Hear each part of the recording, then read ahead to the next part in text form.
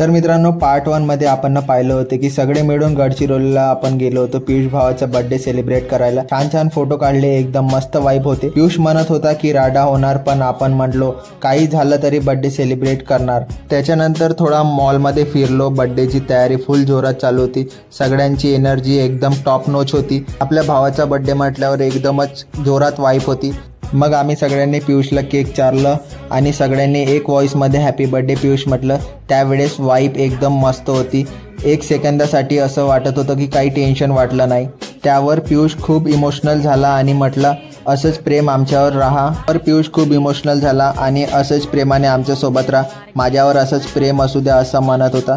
त्या सगळ्यांचा impact heavy होता, खूप भारी वाटलं आम्हाला। आपल्या भावाच्या बर्थडेबद्दल तुम्हाला कसं वाटलं ते कमेंटमध्ये नक्की सांगा। और एकदम धमाल आणि इमोशनल आणि अनफॉर्गेटेबल दिवस वाटला। मित्रांनो, भेटू आपण नेक्स्ट मिनी व्लॉगमध्ये। बाय।